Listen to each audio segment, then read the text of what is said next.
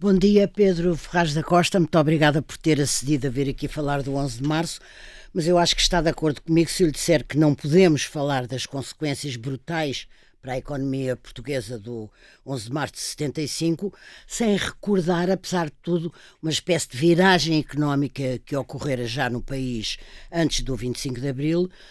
Eu lembro-me que era muito perceptível para o empresariado, para as elites, para pessoas que pensavam o país, que não se assegurava o crescimento económico apenas sustentado em África. Está de acordo? Isso é verdade, mas acho que há uma verdade maior, Então, que é a que quer a formação da opinião pública nos primeiros tempos depois do 25 de Abril, quer a própria formação das elites que saíram da Revolução, estava muito baseada na análise do que tinham sido os anos 50 e o início dos anos 60. Muitos foram viver para o estrangeiro, estavam muito longe do progresso brutal que estava a acontecer em Portugal. Nós tínhamos começado a atrasar em relação aos países mais ricos da Europa no princípio de 1800 e a partir de 1960 começamos a retomar o nível de comparação com os países mais ricos da Europa, no fundo os melhores 15 da União Europeia, em 1973. Chegamos ao nível que tínhamos antes, em 1800. Veja lá o que é que foi, o que o país andou para trás, com as invasões napoleónicas, com um conjunto de coisas que correram muito mal, e a República que também correu muito mal. Enfim, é fundamentalmente a partir de 1960 que nós entramos num grande crescimento. Portanto, uma parte dos problemas que se queriam resolver com o 25 de Abril já estavam em marcha e foram severamente atingidos pelo 11 de março de 75. Só para lhe dar uma ideia quantificada, nós temos uma falta de empresas grandes, que são normalmente as que se modernizam mais depressa, que se podem atirar para vários mercados externos, e nós tínhamos um número razoável. Tínhamos na Bolsa 150 empresas, 145. Nas vésperas do 25 de Abril de 74. Agora temos 14. Isto mostra o que é que foi, de facto, a destruição do tecido económico que foi causada pelo 11 de março. Evidentemente que interessa a profundidade e interessa uma outra característica destes movimentos em Portugal, é que depois demoram muito tempo a mudar. Nós não nos podemos esquecer que o Mitterrand em França nacionalizou a economia em 81 no mandato seguinte privatizou as empresas, arranjou um primeiro-ministro menos virado para a esquerda e fez porque percebeu que a França ia por mau caminho. Nós demorámos a nacionalizar até finais de 76. Não foi só o Vasco Gonçalves, foram os governos provisórios a seguir, até o sexto, que tiveram até, passa a expressão, a lata de nacionalizar a comunicação social depois do 25 de novembro. Exatamente. Ninguém conseguiu inverter esse rumo, porque nós demoramos muito tempo a apreender os inconvenientes e a tomar uma opinião, um rumo diferente. Mas deixe-me só eu lembrar, até para quem é muito mais novo que nós, que no fim de 1974, portanto 6 meses depois do 25 de Abril, grosso modo, estavam já acesos vários sinais vermelhos. Spínola a anunciar a descolonização num discurso. Logo em julho, 28 de setembro, pronunciou o ar do tempo. A prisão do capitalista Jorge de Brito em dezembro anunciou a revolução, e as nacionalizações, de que estávamos a falar do 11 de março, concretizaram a revolução. Tudo se faria, era aqui que eu queria chegar, para travar as eleições de abril para as constituintes. Ou seja, o combate da legalidade democrática contra a legalidade revolucionária foi brutal, também não ajudou. Foi brutal e foi perdido, porque a legalidade revolucionária, praticamente, porque... Dr. Pedro Ferraz da Costa é um pessimista, sabemos. Não, eu não sou um pessimista, estamos a falar do que aconteceu há não sei quantos anos. O que é verdade é que se criou um estado de espírito, independentemente das mudanças, que ainda hoje há discussões acesas sobre se a TAP devia ser pública ou devia ser privada, independentemente dos milhares de milhões que ela queime. Portanto, não se aprendeu nada. Eu acho que se aprendeu muito pouco e houve, de facto, uma vitória nítida da esquerda em termos culturais e uma total falta de comparência nesse jogo do lado da direita, ou total, ou pelo menos muito grande. E é evidente que os governos em democracia têm muita dificuldade em fazer aquilo que as pessoas não querem. E, portanto, os problemas vão-se arrastando. E nós temos sido muito lentos a resolver os problemas. Agora lembra-me, vou formular a pergunta assim, em função do que acabou de me dizer. Oficialmente, a culpa das nacionalizações foi do Partido Comunista. E a responsabilidade? Não é a mesma coisa, como sabe. Culpa e responsabilidade. Não foi é. Dessa espécie de mentalidade que tem vindo a descrever, ou dessa caracterização Eu dos acho que foi portugueses. muito, e a partir de uma certa altura foi a fuga das pessoas, porque independentemente das nacionalizações, logo em finais de 75, o Estado chamou a si a responsabilidade, no início de 75, chamou a si a responsabilidade de intervir na gestão das empresas, e portanto houve muitas empresas que não tinham dimensão para ser nacionalizadas, mas que foram intervencionadas, e portanto os dirigentes passaram a viver numa situação de medo, saber quando é que eram postos na rua, no fundo, e portanto houve muito pouca resistência, e resistência organizada do lado da direita não houve praticamente nenhuma, porque mesmo o CDS, com algumas ligeiras exceções, na discussão da Constituição de 1976, acabou por, artigo a artigo, aprovar quase tudo aquilo que depois teve que ser alterado. A Constituição. Votou contra, mas quer dizer, Sim. foi um voto simbólico. Sim. Eu não diria gratuito porque é desagradável, mas Sim. não teve grandes consequências.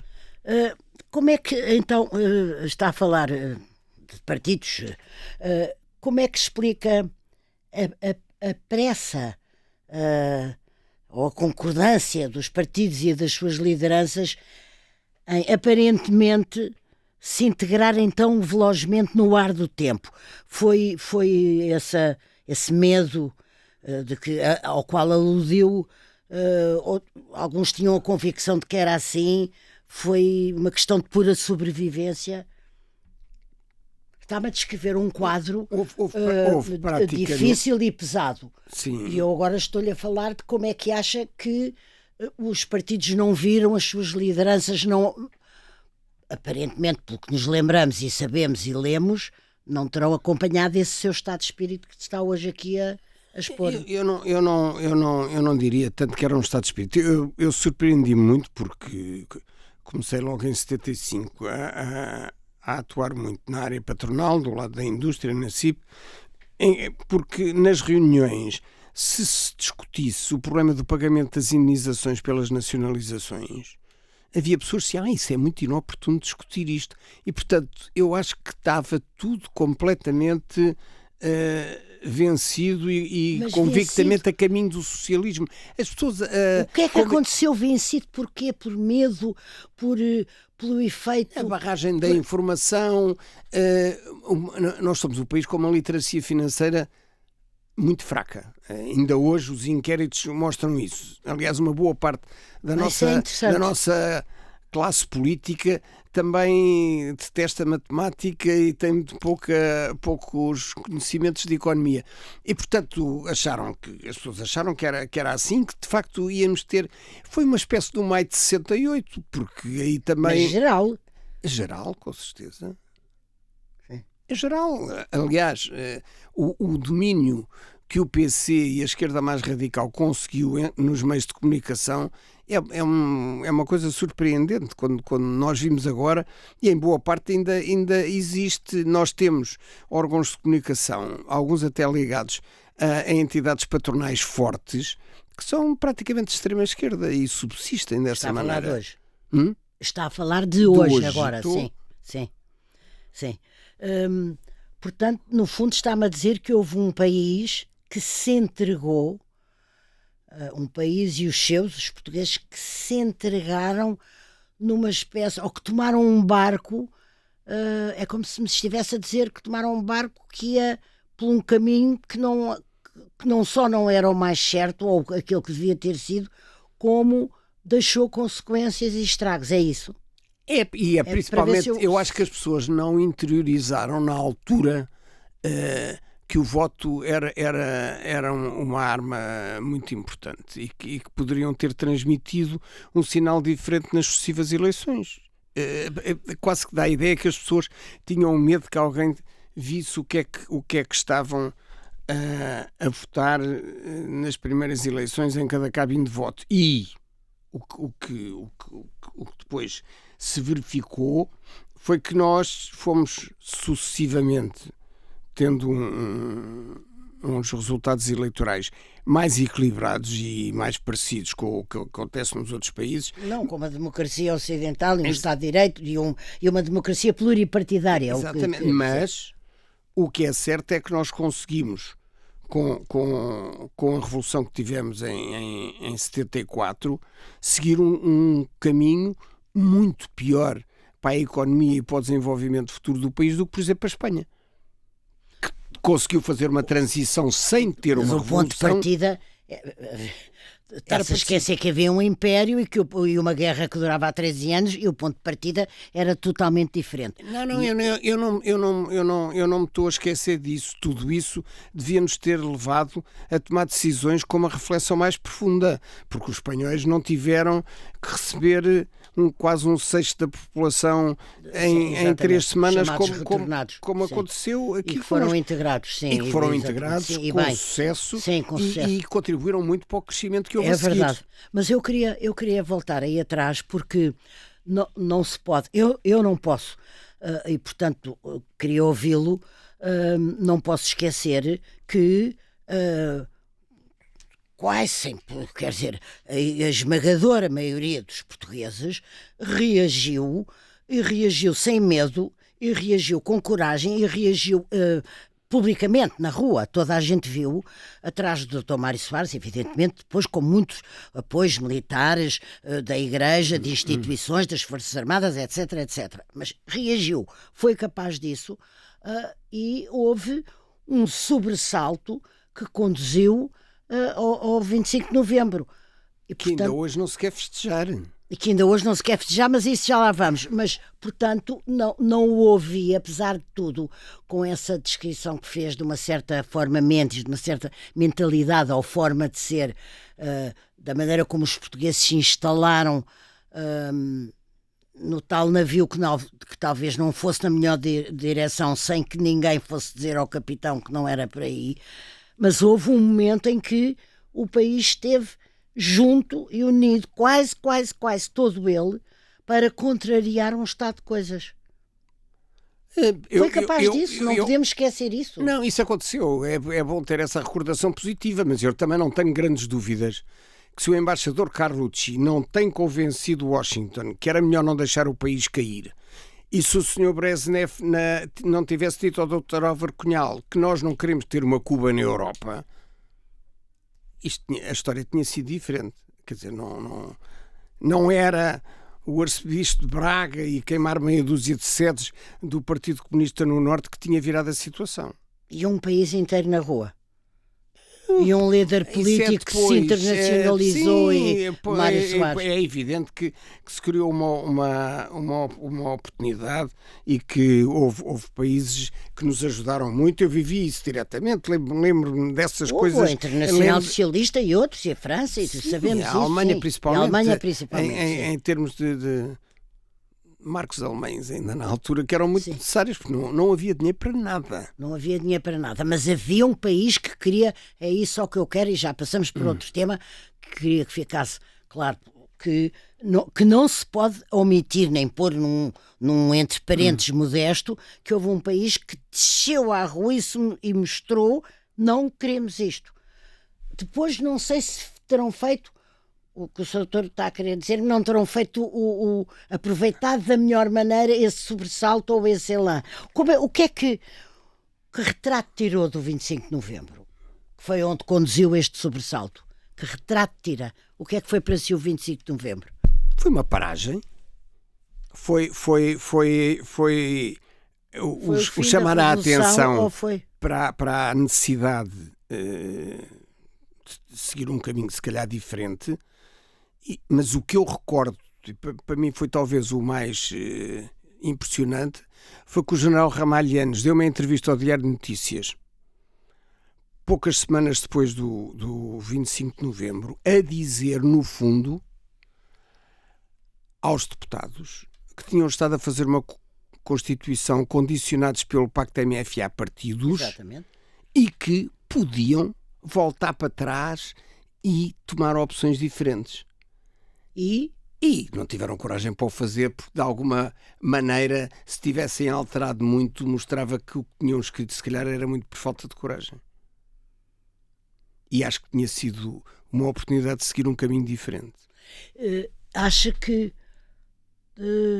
então, tenho que lhe perguntar assim, na sua perspectiva, o 25 de novembro, que repôs o 25 de abril e sem o qual o 25 de abril não teria sido possível aquilo que se pretendeu com o 25 de abril, que eram os 3Ds, o democratizar, desenvolver e descolonizar, foi incompleto, é o que me está a querer dizer.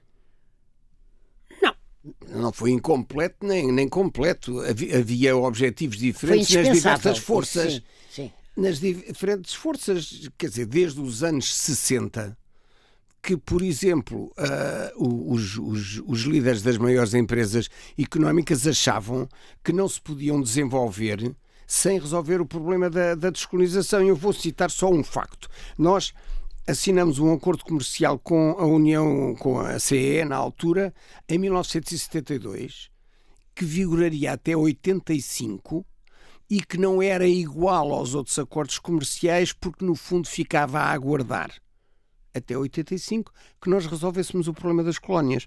Portanto, para quem estava muito metido nas atividades internacionais, era muito evidente que Portugal não tinha quaisquer condições de resistir à pressão internacional no sentido da descolonização. E isso marca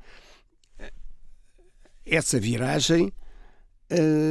Eu recordo que a CIPT, que eu era membro da direção na altura, foi a primeira entidade a pedir publicamente a adesão à Comunidade Económica Europeia.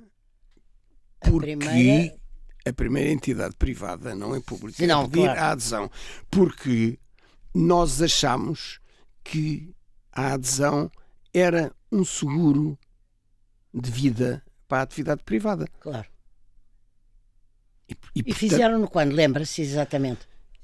Eu acho que é em 1976. Sim. Quem era o presidente da CIP? Era o António Vasco de Melo. Vasco de Melo.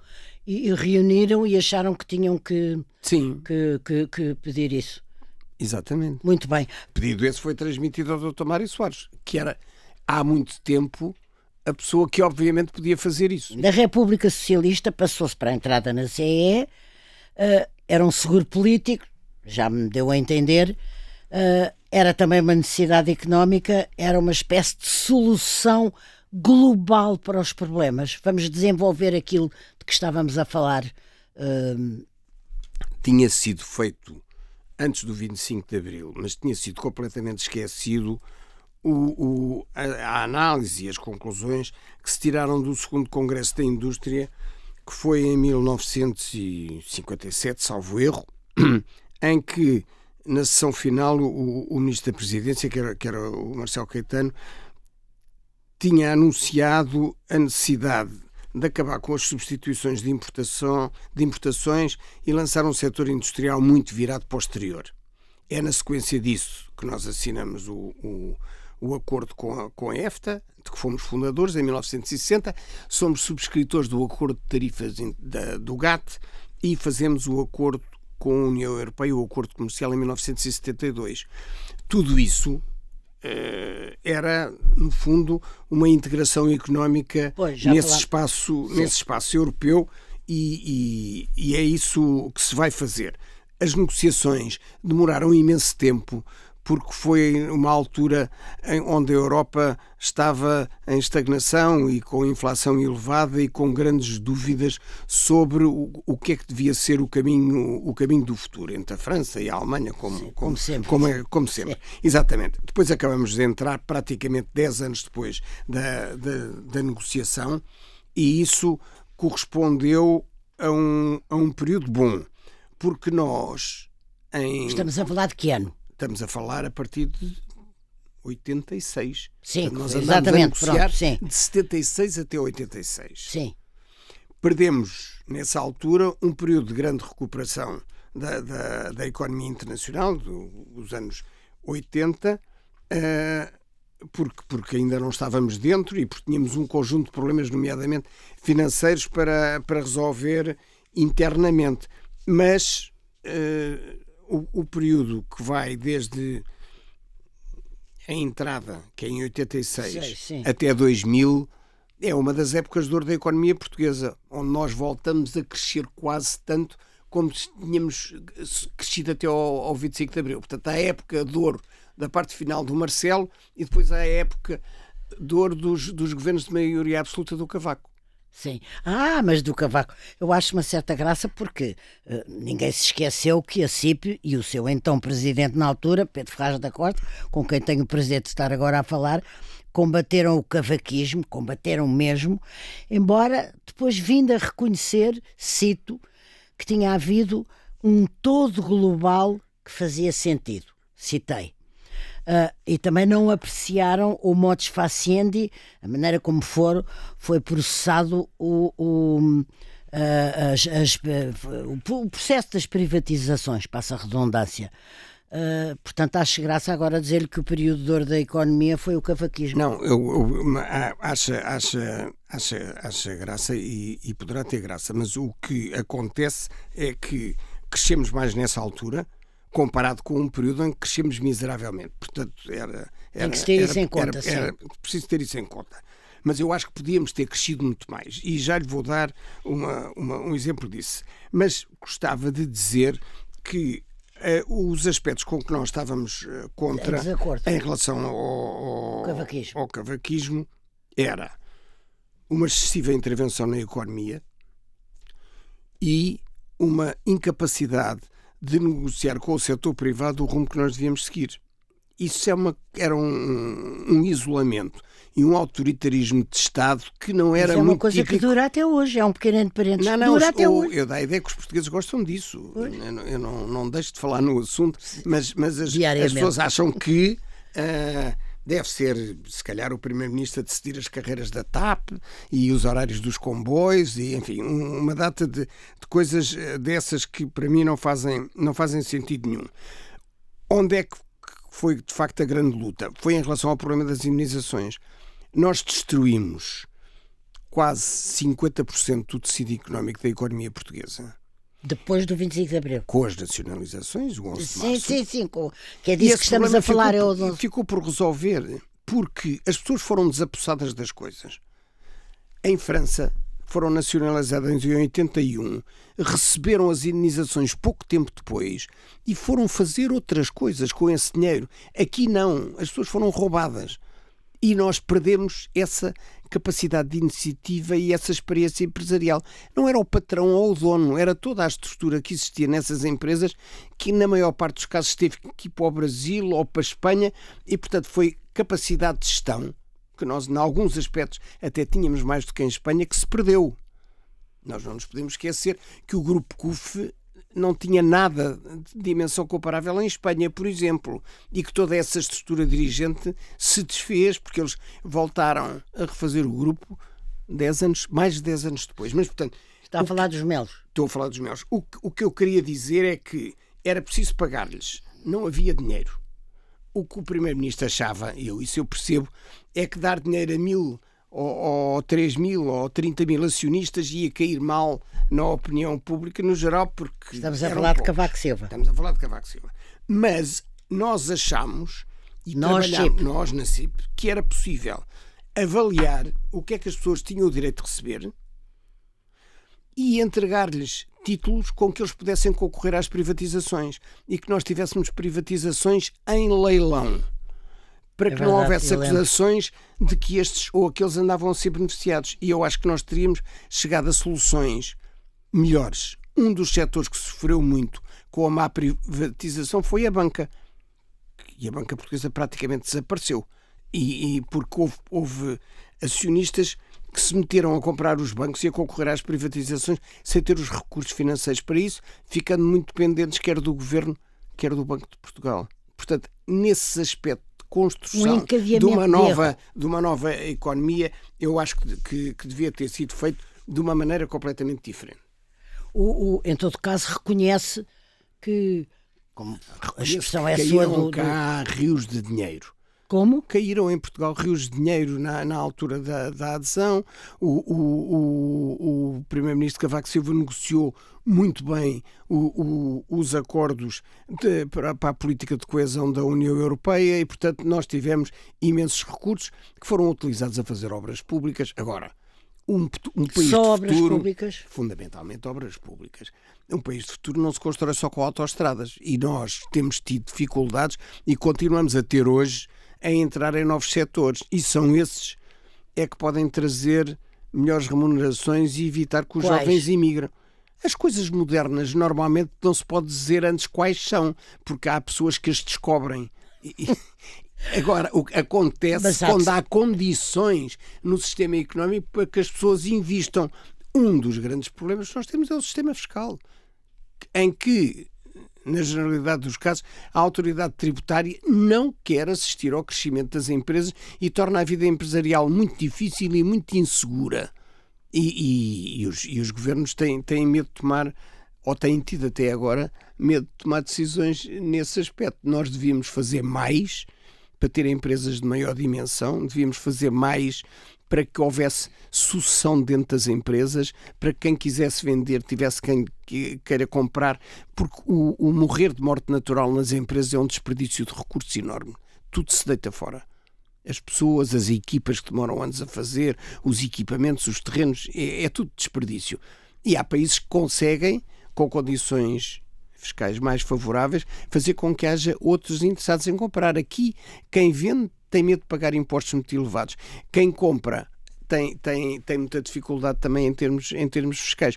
Isso deriva de não ter havido até agora, exceto pequenos períodos, nomeadamente o da Troika, onde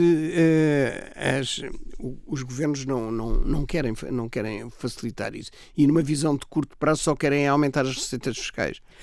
Como é que explica que, apesar de tudo, houve... em 1979, Sá Carneiro com o PPM, o CDS e os reformadores de António Barreto e de Medeiros Ferreira, apesar de tudo, cercados pelo ambiente, pelo MFA, pelos pactos, por isto, por aquilo, pela Constituição, começaram um pouco a dar a volta. Depois houve os 10 anos do cavaquismo. Depois, citou aí o período da Troika, foi um período que não é comparável, nem percebi bem porque é que o cita, porque não foi tão incomum o que teve que se fazer que eu não sei se pode ser visto como um período onde se pode... Não, eu só acho que tem uma característica notável, que é o facto de nós termos regressado a um crescimento saudável que não tínhamos nos anos anteriores. Sim, sim. Apesar do aperto, quer dizer, o que se dizia é que com esta política vai morrer tudo. E não morreu tudo. E não morreu. E começou a crescer em 2013, 14. Exatamente. Sim, nesse sentido, sim. Mas, portanto, então, pegando em alturas em que o centro-direita governou, que é mais... Também já tinha crescido, desculpe interrompê-la, a seguir aos dois acordos com o Fundo Monetário Internacional. Portanto, quando aparece alguém que diz, meninos, acabou o recreio, agora é preciso acertar as continhas e fazer o que é normal, a gente faz muito bem. Então vamos... Qual é a sua conclusão? Que há um problema de liderança. Mas cresceu, se Sá Carneiro sinalizou que queria virar-se para a importância, para o desenvolvimento económico e a riqueza do país, virar-se para a iniciativa privada. Cavaco fez a mesma coisa. Mas parou logo a seguir. Quer dizer, os governos de Balsemão logo a seguir já são... já é um governo cercado pela esquerda e pela Constituição e imensas dificuldades. Eu lembro dele ter anunciado as medidas que era necessário tomar e começou, salvo erro, com a extinção da luz ou qualquer coisa, nunca mais conseguiu discutir assunto nenhum.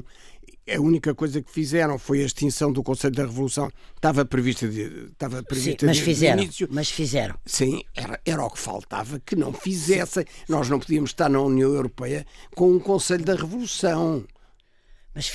Mas foi possível juntar o PS e o PSD e fazer uma revisão constitucional em 82 e obter outras coisas que não foi só a extinção do Conselho da Revolução, que é uma espécie de emblema, mas houve outras coisas. Portanto, o seu olhar é, de uma forma geral, negativo ou pouco afável, pouco simpático, pouco generoso para o modo como se encarou, pelo menos de um ponto de vista económico, que está ligado com o desenvolvimento do país, que é o que se pretende, sobre estes 50 anos, não é um olhar amável. Não, eu de facto não estou aqui para ser amável. Aliás, o que eu tenho dedicado à participação na vida económica do meu país, acho que é um dever. E portanto, encontro sempre vontade de o fazer. Inúteis. Exclui amabilidades inúteis, é evidente. Aliás, há muita gente para dizer amabilidades inúteis, portanto, eu aí não teria papel nenhum. O que a mim me faz pena é porque eu vejo algumas pessoas que conseguem ultrapassar as dificuldades e fazer coisas extraordinárias em vários setores. E faz-me pena que sejam... Estamos a falar da indústria, da iniciativa privada, da música, da pintura, do cinema, do que quiser, mas são muito poucos, são muito pouco apoiados. Mas agora falou-me de arte. A arte tem sido mais, apesar de tudo, olhada com mais generosidade do que a iniciativa privada, o empresariado e o desenvolvimento económico. Exatamente. Ou não? Sim. É interessante que me fale de arte. Por isso é que a minha posição é mais de surpresa, porque quando se soltam um bocadinho as condições e se deixa que o bichinho da iniciativa se desenvolva, os resultados aparecem. Isso não é bom. Porque é que não se quer isso de maneira nenhuma? Parece que um medo de que se desenvolvam coisas maiores e com outra dimensão. Isso era bom para nós. É muito interessante porque está-me a falar de uma coisa à qual não se atribui de facto importância, que é olhar para um ser humano e dotá-lo de meios para que justamente essa possibilidade intuitiva, às vezes mais que racional ou mais racional que intuitiva, de provar que a iniciativa vale, não tem sido cuidada nem olhada sequer como... Com um mínimo. Quer dizer, nós temos um sistema educativo muito mau. Como é que deixamos? Gerimos a pandemia em termos escolares da pior forma possível. Entramos depois na greve com os professores. Há um país que demora 3 anos a resolver o problema da contagem do tempo de serviço. É uma coisa impensável, mas eu acho que estão praticamente no mesmo sítio onde estavam há 3 anos. Depois andaram para aí a tentar falsificar as estatísticas, agora apareceram os resultados e está tudo de cabelos em pé. Apareceram os resultados do próprio Ministério da Educação, de um estudo feito pelo Ministério. E de facto, o Observador como foi todos o primeiro nós prevíamos, é muito mau.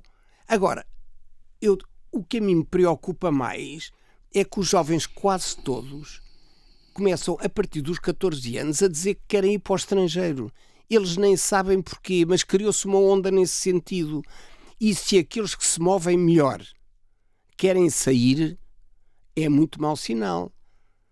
Porque saíram com certeza os mais corajosos nos anos 60, porque emigrar nessa altura era uma aventura dolorosa. E tinha que ser gente com muita fibra, com muito pouca preparação para fazer aquilo e que, apesar de tudo... Andaram para a frente. Só um entre parênteses. E depois houve muita gente que saiu, que se exilou por causa da guerra. Também. Nos anos 60 não foi por causa da guerra, era por causa da fome. As pessoas Não, que sim, viviam tá bem, mas nas zonas piores, quer dizer, sabiam lá o que é que era a guerra. Entravam num quartel quando eram chamados, sim. recrutados, não faziam a mais pequena ideia de onde é que era Angola, sequer. Não era isso. Era a consciência de que Portugal, na sequência dos tais 200 anos trágicos que nós vivemos desde o terremoto, tínhamos baixado de nível comparado com os nossos parceiros. Sim, a Espanha também, ao princípio menos, mas depois deram uma queda brusca com a Guerra Civil. Portanto, a Península Ibérica estava muito mal em termos de condições. E as pessoas, quando não encontravam resposta cá dentro, saíam. Com certeza. E foi o que aconteceu. Houve uma E é o vaga que de está a imigração. acontecer agora outra vez. E é isso que eu considero dramático, porque nós estamos... Não é que eu acho que isto seja a geração mais bem preparada de sempre, porque acho que eles podiam ser muito mais bem preparados do que aqueles que são e têm grandes limitações em muitas coisas, aquilo que se chama normalmente os soft skills. Mas... Em todo caso, temos que ver o copo meio cheio. Temos muita gente mais capaz do que tínhamos há 30 anos em Com termos certeza, de formação. É indiscutível. E nós não conseguimos encontrar pessoas para trabalhar, porque mesmo com carreiras, perspectivas de carreiras semelhantes, eles cá não acreditam. E, portanto, o país tem um problema grave quando deixa de acreditar no seu próprio futuro. E eu acho que os jovens deixarem de acreditar no seu próprio futuro é o pior atestado que se pode passar. É o que escolhe como o pior atestado. Eu vou acabar como o Pedro Ferraz da Costa começou, porque temos um minuto e meio, porque disse-me que havia uma situação económica em progresso e sólida e que emitia bons sinais antes do 25 de Abril. Mas está-se a esquecer que não havia nem liberdade e que era uma ditadura mais amena, a do Marcelo Caetano, com certeza, mas de qualquer maneira era uma ditadura, não se escrevia o que se queria, não havia partidos políticos, não era um Estado de Direito. Era compatível uma coisa com a outra, um minuto. Ou seja, esse progresso económico e esse desenvolvimento, e de facto um país com saúde económica, já 73 as pessoas tinham outra mentalidade, queriam outra coisa, a guerra não podia continuar, era possível, pronto, havia uma certa folga económica. Nós tínhamos problemas políticos, indiscutivelmente, não tínhamos problemas económicos e destruímos a economia. Muito bem. Falei com um pessimista. Não. Estou cá. Como? Estou cá. Muito obrigada por ter vindo aqui conversar comigo sobre o 11 de março e sobre as consequências e sobre o dia de hoje, que não vê com olhos, com os mais amáveis olhos, mas são os seus, e esse sinal dos jovens quererem se ir embora é uma espécie de ex-libris de algo que lamenta profundamente e que tem muita pena, não é? Percebe-se que isso é muito genuíno em si. Muito obrigada, até um destes dias. Muito obrigado.